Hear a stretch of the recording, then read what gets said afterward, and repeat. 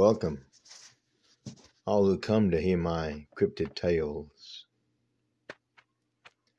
Our journey brings us to Delaware, one of the smallest states, but also one of the first to support the U.S. Constitution. But even the smallest states are full of mysterious cryptids hiding among them. Delaware Selbyville swamp monster versus werewolf. The state only has 3 counties in it, and most are farmland. This is an ideal place for a cryptid to hide in.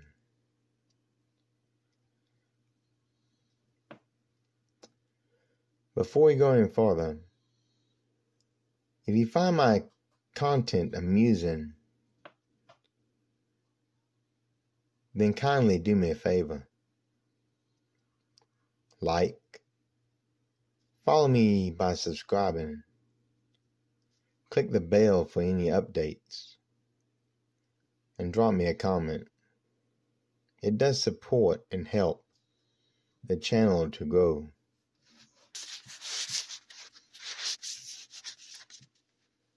There lies a great swamp called Cypress or Burnt Swamp in Selbyville.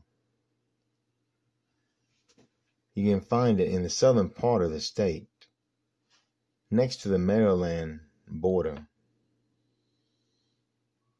At one time, the swamp stretched 60,000 acres across,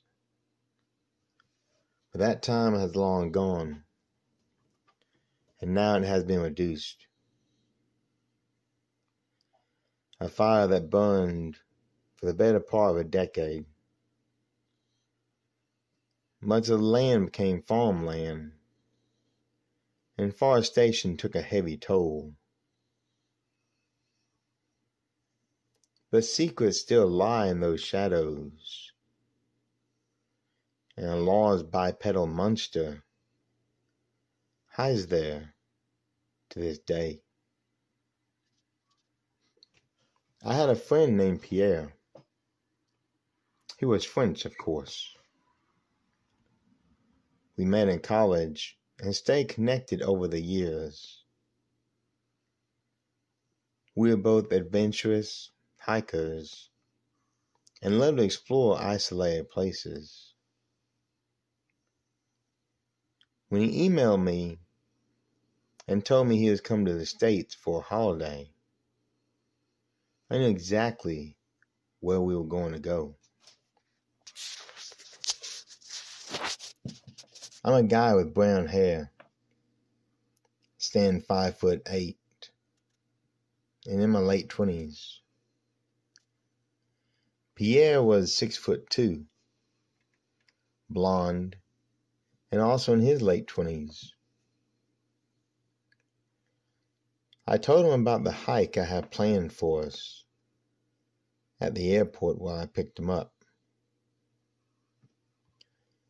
We spent the night at my place and start off first thing in the morning. It was decided we take a 10-mile hike, as the swamp was fairly large. Camping, hiking supplies, and enough food to last was all we carried.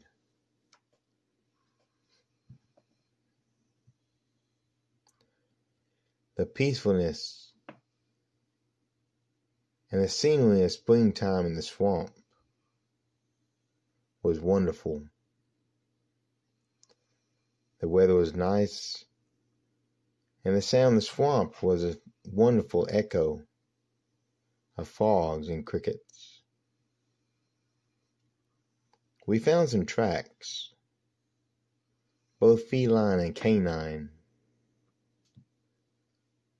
possibly a cougar, and maybe coyote or possibly wolf. But we also found tracks that belonged to a very large person.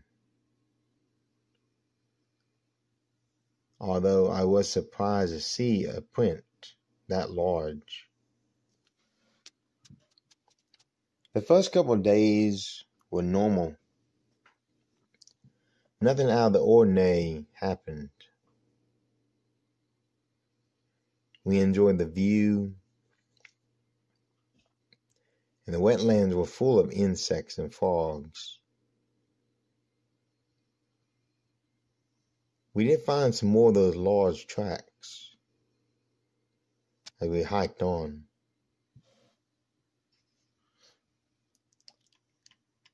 About 2 days later, we had found a nice resting spot and set up camp for the night. The moon was not full, but it did shine upon us. Pierre was acting strange, more than I had ever seen him act before.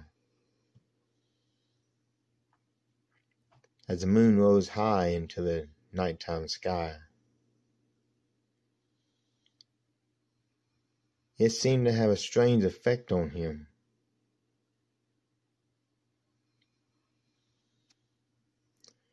Tired and hungry, we both sat to eat. Soon we had crawled in our separate tents to rest, as we planned on leaving early the next day. We left the fire going to keep noisy and unwelcome visitors away. About 1 o'clock in the morning, I woke up to a horrible odor.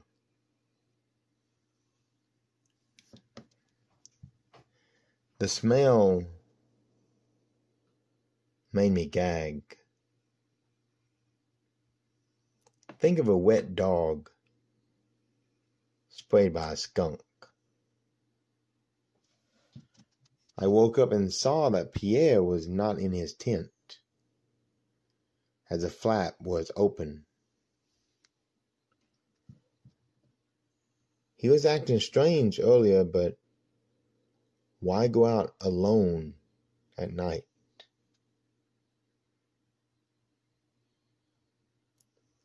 That smell got closer, as breathing became a real problem. Every breath brought that foul stench into my nose. And then I heard noises outside where the campfire had been. I snuck a peek out of my tent flap and immediately wished I had not. A large man was shifting through our ashes on the fire,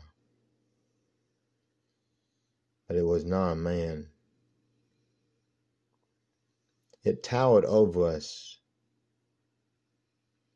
with more muscle mass than either of us possessed. The arms were long. The feet and hands were huge.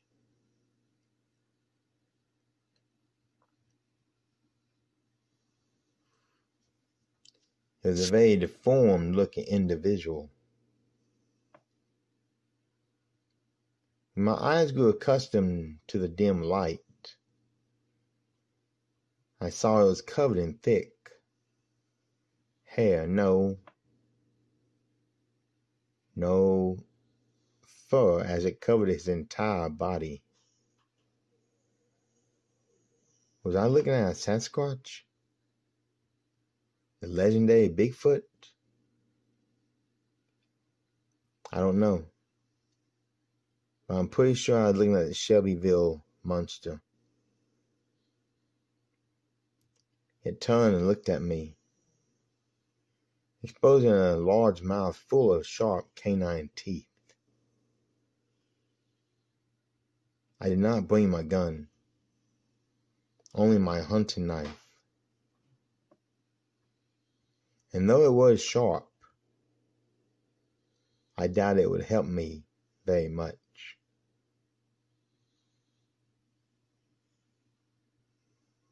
It took a step toward me,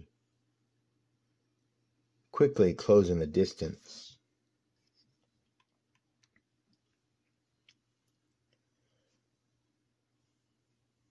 I wonder if Pierre was safe. Did he hear this thing before me?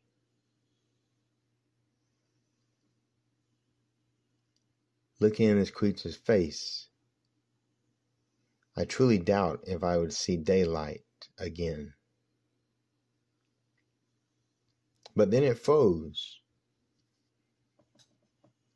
and looked out into the darkness.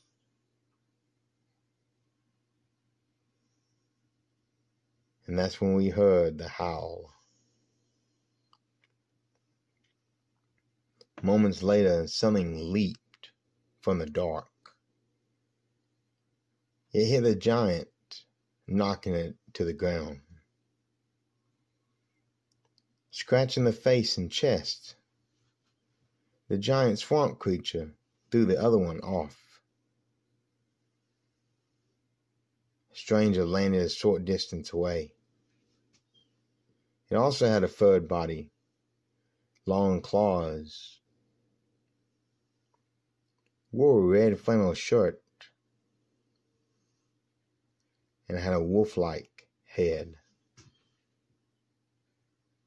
It was like watching the old horror movie, Wolfman vs. Frankenstein.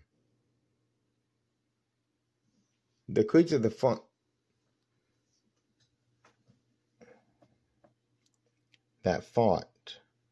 was a werewolf. What was even more scary, I had seen that red flannel shirt before. Pierre had one just like it. While the two creatures fought, now was the time to slip away. I grabbed my backpack, flashlight, and knife.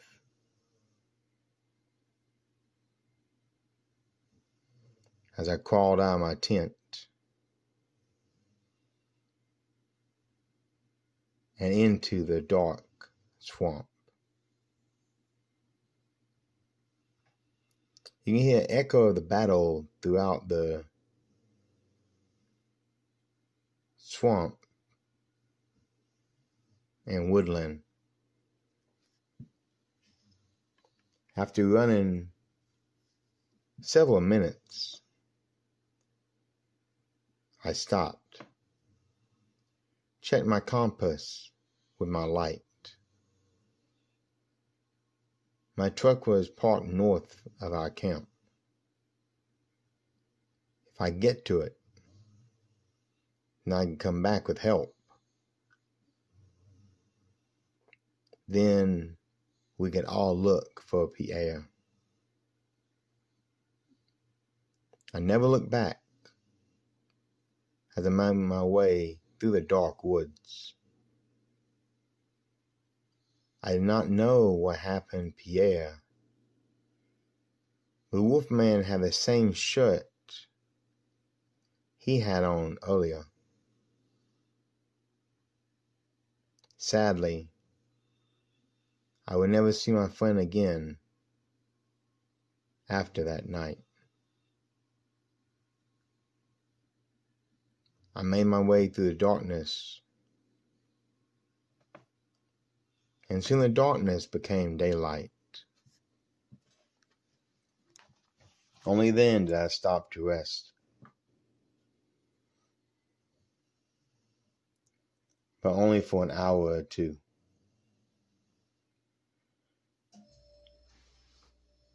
Toward the end of the day, I found my truck.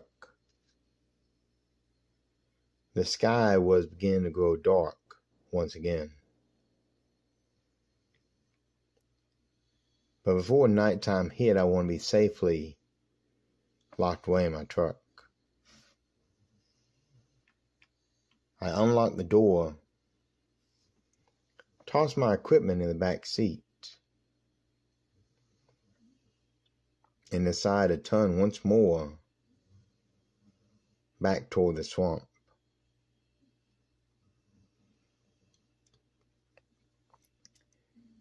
As I looked back one last time, I was both scared but had a smile on my face as well. At the edge of the swamp stood the werewolf, still wearing the red shirt. He stood there watching me as we locked eyes together. It had blue eyes, just like Pierre. Now I knew this was Pierre at that moment, and that he had followed me through the swamp. He stood on his back 2 legs and threw his shirt to the ground. Then he tilted his head, what you'd expect a German shepherd or a pet dog to do. And after a moment, turned back to the swamp.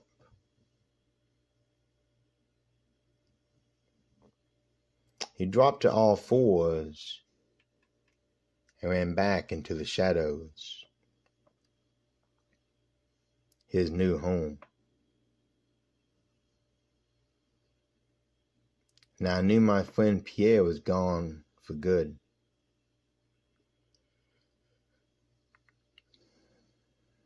I was sad to see him go, but I knew I had to get out of there, and quickly. I cranked my truck, rolled down the windows, and drove away. As I drove, I heard that same howl echo through the night. The creature had followed me back to my truck and could have attacked at any time. But why didn't it? Was it protecting me from the swamp creature I had seen earlier?